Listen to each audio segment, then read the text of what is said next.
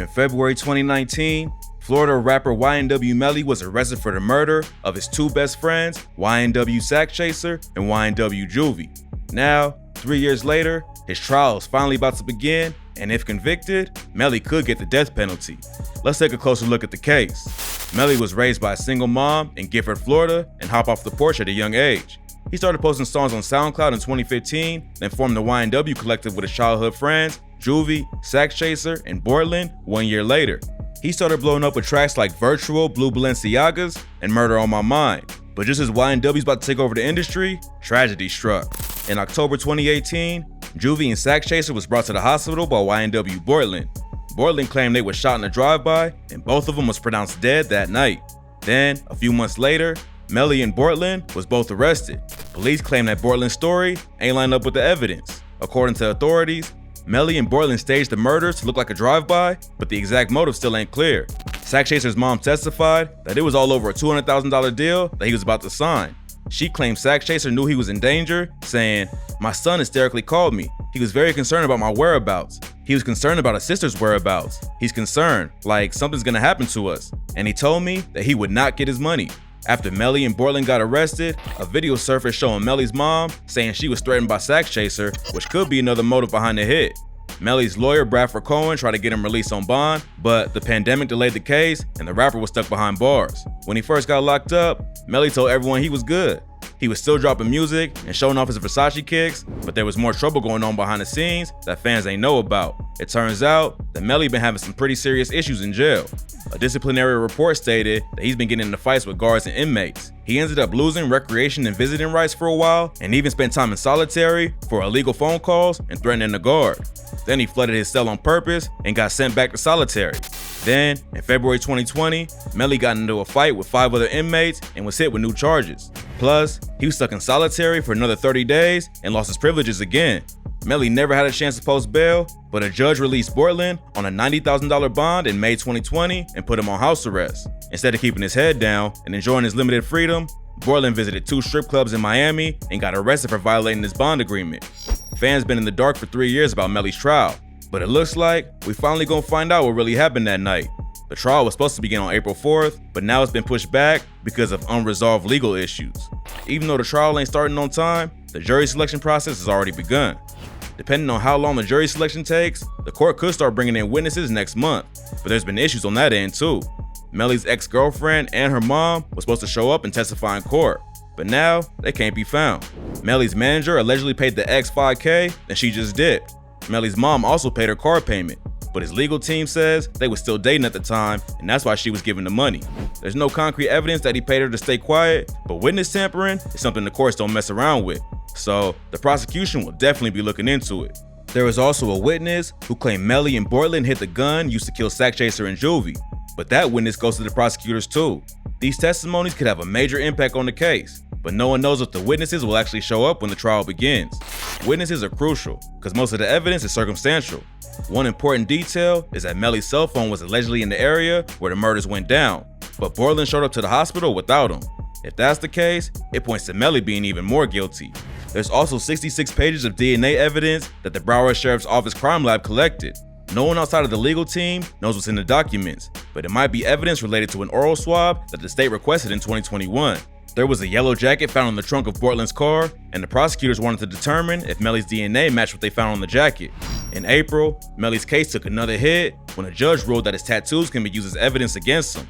The prosecutors are trying to prove he's a gang member and that his street ties was a factor in the murders, but there ain't been much public evidence to prove he's even affiliated. A gang cop who's working the case claims that Melly swore a loyalty oath to the Gangsta Killer Bloods, but we probably won't know the full story till the trial begins.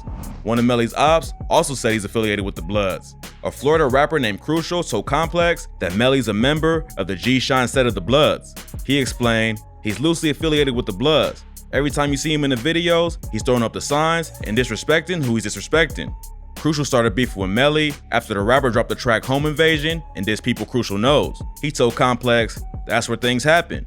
Melly was sneak dissing. From the outside looking in, people are not gonna know. But for the people that's involved, you gonna know who he's talking about. Even if the ops wasn't helping the prosecution, Melly's helping them do their job by self-snitching on social media. After Sack Chaser and Juvie was killed, Melly sent an Instagram message that said, I did that. Then 2 minutes later, he sent, "Shh." There's no concrete evidence to link the messages to the murders, but the timing is questionable enough for the prosecution to bring it up in court. To make matters worse, the person Melly was messaging later sent, "It's a Sig 9 on the market," and Melly replied, "I want it." Then the seller allegedly named a price for the gun and said, "It's $460. So the messages make it seem like Melly killed his homies, bragged about it, then tried to buy another gun, all in the same day. Right now, these are all just allegations, but it definitely ain't a good look. There's also forensic evidence that the public don't know about. Everything from the gunshot ballistics to footprints left at the scene have been admitted into evidence, and both sides of the case will be bringing in experts to go over every little detail. Once the trial actually starts, it'll take around a month for both sides to present their case. But this is a death penalty trial, so if Melly gets convicted of the murders, there will be a second phase of the trial a few months later. The entire point of the second phase is for the juries to decide if Melly deserves a death penalty or if they'll just give him life in prison. Melly's legal team already has a list of relatives and psychiatrists ready to stand trial, but hopefully it don't get that far. Melly's trial being a death penalty case also makes jury selection more complicated. The state needs jurors who are open to the death penalty, but not anyone that's too enthusiastic about it. Facing the death penalty is bad enough, but Melly also has family drama going on now too. Melly's homie, YNW Yungeen, recently hopped on Instagram Live and aired out Melly's manager, a 100K track, for ripping off his mom, Jamie King, and brother, YNW B Slime.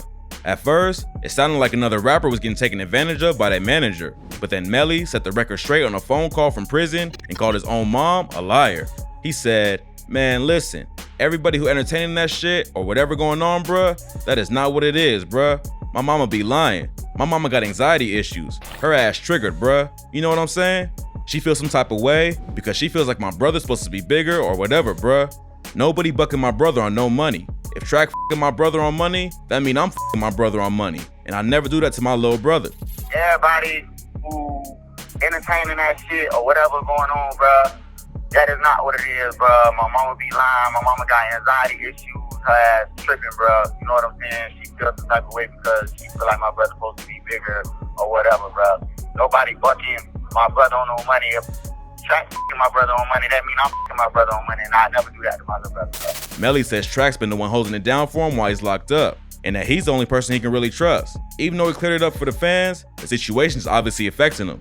Melly said, "I'm fighting for my life right now. I got more shit going on." You get what I'm saying? But all that shit they talking about is not what it is. Yungeen is out of pocket. He don't even know what's going on. When family gets involved in business, things can get messy quick. But after Melly called out Yungeen and his mom for lying about the money issues, Track went on the Tippy Toe podcast and let everyone know it's all love between him and Melly's family. He said, "Listen, I love B Slime. That's my little brother. Don't get it twisted. And like I said, Jamie, that's that man's mother. We're always gonna be cool because I gotta stand by my little dog too. It's all love." Melly's mom, Jamie, later said she loves him no matter what, but she's completely heartbroken over the situation. Luckily, it seems like the beef between all of them ain't too serious, because Melly needs all the support he can get right now. As of now, most of the evidence in his case sounds circumstantial. Without a murder weapon, surveillance footage, or a recorded confession, it's gonna be tough for the prosecution to convict him for 2 murders. A big part of the trial is gonna come down to who shows up on the witness stand. If the unknown witness who allegedly saw Melly and Borland hide the gun testifies, it could be over for Melly. And if the prosecutors are able to prove that he tampered with a witness by having Track pay his ex 5 bands, that's gonna make the situation even worse. But most of the evidence that the jury will see ain't been made public, so it's tough to say what really went down. Unless the trial gets pushed way back for some reason, the first phase should be finished sometime in the summer. Then, if he's convicted, the second phase is scheduled for September 12th. Hopefully, his name will be cleared if he's really innocent. Sack Chaser and Juvie was 2 of his best friends, and the alleged motive is suspicious too. If Sack Chaser was about to sign a $200,000 label deal, why would Melly want him dead? It ain't like that money was gonna go to Melly instead if Sack Chaser was gone. The other rumored motive was that Sack Chaser threatened Melly's mom Jamie with a gun, so Melly took him out. But the only evidence that ever happened was Jamie talking about it on live. And after the drama between her and the 100K track, Melly made it clear that she got some legit mental issues going on and can't be trusted.